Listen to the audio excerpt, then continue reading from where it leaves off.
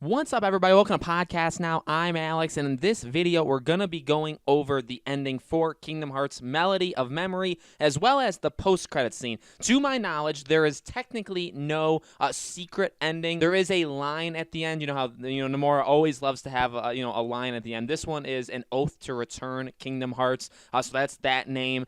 We're going to go over, I'd say, the most key moments. I'm going to be using the help even of some comments on actual videos of the endings that are already up to try to put together. I'm not going to pretend to you guys like I know every single little thing on Kingdom Hearts. I do try to pride myself on knowing quite a bit, and so we're going to do, I would say, the best job as we can of getting through kind of the nonsense, which we know Nomura sometimes throws at us, but get down honestly to what's going on and where the games are going. And so let's start there. Obviously, this is going to contain spoilers, by the way. Let's start there, though. I feel like this ending, and I don't even feel like it's a thing I have to say, I feel this ending was to set up the next Kingdom Hearts game. I'm pretty confused as to who we're going to be playing in the next Kingdom Hearts game, what it's going to be called. Are we just going to jump to 4? Because what we have is characters splitting up. I know it's a first time for Kingdom Hearts, never been done before. The characters are split up, and honestly, though, this time they're about as split up as humanly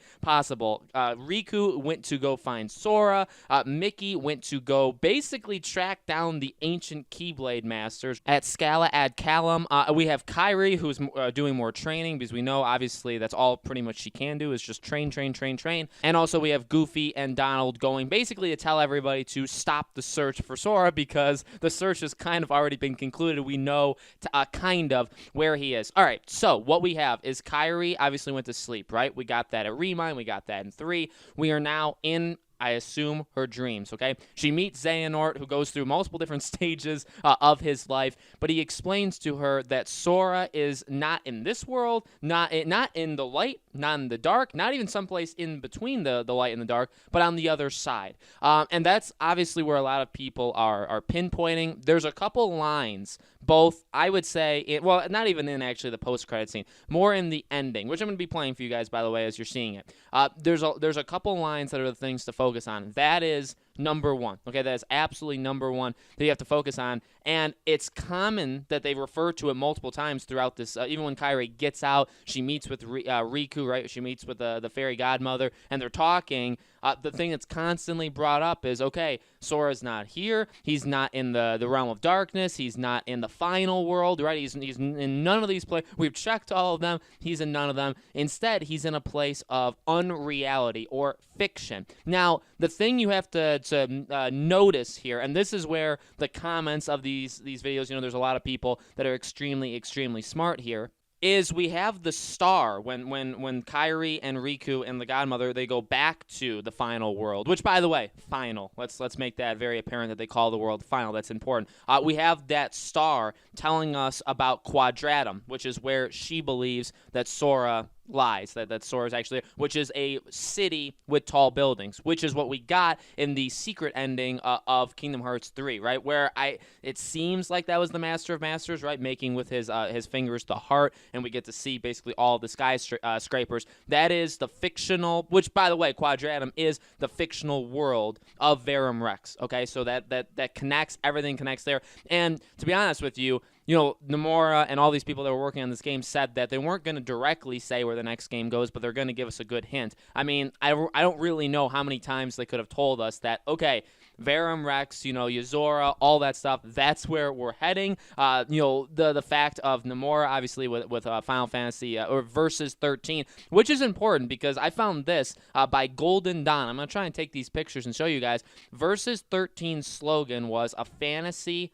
based on reality. So that's important to know. We also have Quadratum in Latin means square. Synonyms of the word unreality includes fiction, made up, fabricated, and fantasy. So everybody is jumping to, which I agree with. I'm going to throw my hat in the ring and agree that this is the biggest setup I think you could ever want or ever hope for or ever not even demand, but we have just received, right? This is a direct setup to, okay, where Kingdom Hearts is going, not necessarily from now on, but ideally where it's going next is a world of fiction, is video, is in there, and they kind of even make that point kind of meta, if I do say so myself, very meta in that, yes, they're going into a fictional world. So you go to the toy box, right, or the Toy Story world, go into that game, and that's where Sora is, that's where they're headed. And again, that kind of comes from Xehanort saying, like, his voice cannot reach us here, although the heart, he knows exactly where the heart is. The heart's,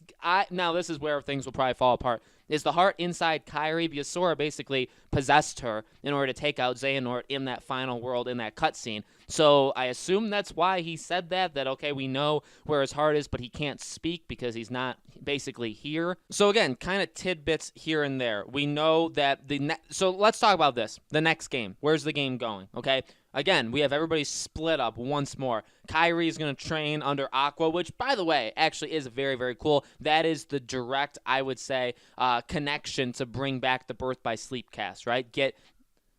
You get Aqua, Terra, Ven, all of them back. Fantastic, right? That's the best way of doing that. Obviously, Kairi, maybe this is fine. And I've seen this in comments, too. Maybe this is their way of getting Kairi, like, actually good. Although she kind of, fluctuates in terms of how good of a Keyblade wielder she actually is. Sometimes she's like a legend. Sometimes she completely sucks. Sometimes she falls in the middle. But no, honestly, this seems to be a path of, okay, we're going to get her caught up to speed where she's going to be able to consistently handle herself, right? So we have that. Now that could be a way of doing a Birth by Sleep 2. I really don't think so, though. My prediction is that we're just going to Kingdom Hearts 4 because, again, you have her, you have Mickey going down basically the ancient, the Master of Masters and all of them. You're going down that road, which is a very, I don't want to say dark road because I don't want to make that pun, but that's going down quite a road right there. And then you have Riku, who, again, now in this scene, he's saying that he's going there. All of this stuff is that, okay, he's going to go there. Obviously, we see him shoot his Keyblade at the star